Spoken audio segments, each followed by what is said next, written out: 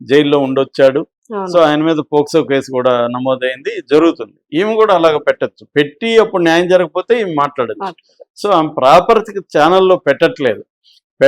పెట్టడానికి మరి ఆమెకున్న పరిమితులు ఏంటనేది మనకు తెలియదు. మేబీ భయపడుతుందా, ఇట్లా డైరెక్ట్గా బ్యాటరీలోకి వెళ్తే నా మీదకి ఏమన్నా వస్తుంది అనుకుంటున్నారా, అవతల వాళ్ళు పవర్ఫుల్ కాబట్టి. ఎందుకంటే పవన్ కళ్యాణ్ త్రివిక్రమ్ కూడా క్లోజ్ ఫ్రెండ్స్. పవన్ కళ్యాణ్ త్రివిక్రమ్ని గురువుగా కూడా భావిస్తాడు. సో పవన్ కళ్యాణ్ అక్కడ డిప్యూటీ సీఎంగా ఉన్నాడు కాబట్టి నేను ఈయన మీద చేస్తే పవన్ కళ్యాణ్ పవర్ ఉంది కాబట్టి నాకేమన్నా ఇబ్బందులు ఉంటాయని అనుకుంటుందా? మరి అనుకుంటున్నప్పుడు ఇలా పోస్ట్ పెట్టినా కూడా అదే కదా విషయం. అలాంటప్పుడు సైలెంట్ గా ఉండాలి. కానీ పోస్టులు ఎందుకు పెడుతుంది? అదేదో సెల్ఫ్ సాటిస్ఫాక్షన్ 5 నిమిషాలు తప్ప దానివల్ల ఏంటి అనేది. కాకపోతే ఒకటేంటంటే నేను లీగల్ గా అతన్ని ఏమి చేయను, నా దగ్గర సాక్ష్యాలు ఏమి లేవు కాబట్టి కనీసం పబ్లిక్ లో డిఫేమ్ చేయాలని ఆమె అనుకునే అవకాశం కూడా ఉంది. ఎందుకంటే ఒక ఆరోపణ చేస్తే సరిపోదు, దానికి సంబంధించిన సాక్ష్యాలు కానీ డీటెయిల్స్ కానీ ఉండాలి. సో అవి లేనప్పుడు ఏమవుతుందంటే కేసు నిలబడదు. ఇప్పుడు ఆమె పెట్టిన జానీ మాస్టర్ మీద పెట్టిన కేసు కూడా నిలబడే అవకాశాలు లేవు. ఎందుకంటే రేపు కోర్టులో ప్రూవ్ చేయాలి ఆమె మీద అత్యాచారం జరిగినట్టు, ఇవన్నీ ప్రూవ్ చేయాలి. మామూలుగా వీటికి ఏం ప్రూఫ్లు ఉండవు. ఈ మీటూ మూవ్మెంట్ లో ఉన్న లిమిటేషన్ అది. ఎప్పుడో 20 ఏళ్లకు ముందు నా చేయి పట్టుకున్నాడు అంటున్నాము. చెయ్యి ఎలా ఎందుకు పట్టుకున్నాడో ఎలా పట్టుకున్నాడో తెలియదు. అప్పుడు ఎన్ని రోజులు ఎందుకు నువ్వు మాట్లాడలేదని క్వశ్చన్ వస్తుంది.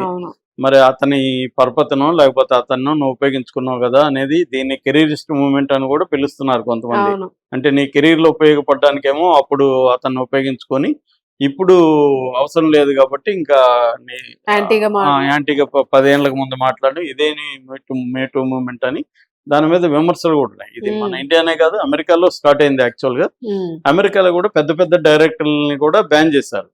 ఫర్ ఎగ్జాంపుల్ వూడీ అలెన్ సినిమాలు నెట్ఫ్లిక్స్ బ్యాన్ చేసింది, ఆయన మీద ఈ ఆరోపణలు వచ్చాయని. అలాగే చాలా మంది మీద బ్యాన్ అవన్నీ ఉన్నాయి.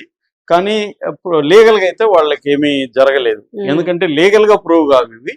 కాకపోతే మోరల్ గ్రౌండ్ లో ఆ సంస్థలు కానీ లేకపోతే వివిధ సామాజిక సంస్థలు కానీ వాళ్ళ మీద చర్య తీసుకోవడము లేకపోతే బ్యాన్ చేయడమో ఏదో చేస్తారు. సో ఈమె ఆ పని కూడా చేయొచ్చు. కనీసం ఆమె మహిళా సంఘాలను అప్రోచ్ అవ్వచ్చు, ఇలాగ నాకు జరిగిందని చెప్పొచ్చు. ఇక్కడ మహిళా కమిషన్ ఉంది, కమిషన్ కి చెప్పొచ్చు. కనీసం ఇంకొంత కాంక్రీట్ గా ఆమె మాట్లాడచ్చు. ఆమె ఒక నిజంగా అన్యాయానికి గురైంటే. కానీ ఆమె అది చేయట్లేదు. పవన్ కళ్యాణ్ వ్యతిరేకంగా నర్మగర్భంగా పోస్టులు పెడుతుంది. ఇప్పుడు త్రివిక్రమ్ కూడా మొన్నటి వరకు అలాగే పోస్టులు పెట్టింది. సో ఇప్పుడు ఇది వైరల్ అవుతుంది. దీని మీద మరి త్రివిక్రమ్ అయితే స్పందించలేదు. నాకు తెలిసి ఆయన స్పందించకపోవచ్చు. స్పందిస్తే ఇంకా ఇదవుతుంది. మన మీద కాంక్రీట్ గా ఆరోపణలు వస్తే అప్పుడు చూద్దాము, అంటే పోలీసులు కేసు పెడితే అప్పుడు చూద్దామని ఆయన కూడా అనుకోవచ్చు. అంటే చాలా మంది ఏం చేస్తున్నారంటే సోషల్ మీడియాలో వచ్చే దాని మీద స్పందించకుండా ఉండడం అనేది ఒక స్ట్రాటజీ. స్పందిస్తే అది ఇంకా పెరుగుతుంది, సైలెంట్ గా ఉంటే ఆటోమేటిక్ గా గమనైపోతారని. సో మీడియా ఆయన్ని కాంటాక్ట్ చేసి పూనం కౌర్ గురించి చెప్పమంటే కూడా ఆయన నేను మాట్లాడినాడని చెప్తున్నారు. సో ఇప్పుడు ఏంటంటే ఆయన వచ్చేసరికి మళ్ళీ పూనంని ఎవరో ఇంటర్వ్యూ చేస్తారు, ఆమె ఏదో మాట్లాడుతున్నారు, మళ్ళీ ఇంకెవరో రంగం 3వ వాళ్ళు రంగంలో దిగుతారు. పబ్లిసిటీ పెంట అయిపోతుంది. ఎందుకు వచ్చిందని ఆయన అసలు మనం గమ్మున ఉందాము, ఆమె పోలీస్ కేసు పెడితే అప్పుడు చూద్దాం, లీగల్ గా చూద్దాము అనుకుని ఆమె అతను సైలెంట్ గా ఉన్నట్టుగా తెలుస్తుంది. అందుకని పవన్ కళ్యాణ్ గాని అతను గాని ఎప్పుడు స్పందించలేదు. ఇంకొకటి కూడా వైరల్ అవుతుంది. మేము ఒక ఇంటర్వ్యూ ఇచ్చింది, ఆ ఇంటర్వ్యూలో ఆమె నాకు అనేక పెళ్లిళ్ళు జరిగాయి, అనేక అబార్షన్లు జరిగాయి అని చెప్పినట్టుగా వార్తలు వైరల్ అవుతున్నాయి. కాకపోతే ఆ ఇంటర్వ్యూలో ఏముందంటే ఆమెను నువ్వు రాహుల్ గాంధీతో కలిసావు కదా, రాహుల్ గాంధీకి నీకు పెళ్లి అని కూడా వార్తలు వచ్చాయంటే, అవును నాకు చాలా సార్లు పెళ్లిళ్ళు జరిగాయి, మీరు మీడియానే పెళ్లిళ్ళు చేసేసారు, మీడియా అబార్షన్ పిల్లలు కూడా ఉన్నారు, మీడియాలో అబార్షన్లు కూడా జరిగిపోయినాయి, సెటైరికల్ గా చెప్పింది. అది నిజం కూడా. చాలా మంది మీడియా వాళ్ళు ఏంటంటే జరగని పెళ్లిళ్ళు జరిగినట్టుగా చెప్పేస్తారు.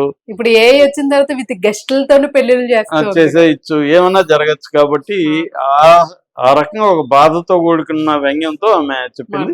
ఇది చాలా మంది హీరోయిన్లు ఇలాగే చెప్తుంటారు, మీడియాలో నాకు చాలా సార్లు పెళ్లిళ్ళు చేశారు, విడాకులు కూడా ఇప్పించారు, అంత మీరే కదా. త్రిష కూడా అనింది, సేమ్ కామెంట్ చేసింది. సో అలాగా కామెంట్ చేసింది. ఏదేమైనా ఆమె త్రివిక్రమ్ వల్ల ఆమెకు అన్యాయం జరుగుంటే ఆమె కొంత డైరెక్ట్ గా వచ్చి చేస్తే బాగుంటుంది. ఇండైరెక్ట్ గా అయితే ఫైట్ చేస్తున్నట్టుగా అర్థమవుతుంది. మరి నిజంగా ఏం జరిగింది అంటే ఇప్పుడు ఒకటి ఆశించి ఒకరితో పని చేయొచ్చు, వాళ్ళు ఆశించిన దానికి వాళ్ళు న్యాయం చేయకపోవచ్చు, లేకపోతే మామూలుగా డైరెక్టర్లు ఒక్కోసారి హీరోయిన్లని ఇబ్బంది పెట్టే అవకాశాలు ఉన్నాయి సినిమా ఇండస్ట్రీలో. అలాగేమన్నా ఇబ్బంది పెట్టారా తెలీదు మనకి. సో ఏదేమైనా ఆమె మరింత ఓపెన్ గా మాట్లాడితే గానీ దీని మీద నెక్స్ట్ ఫర్దర్ స్టెప్ తీసుకోవడానికి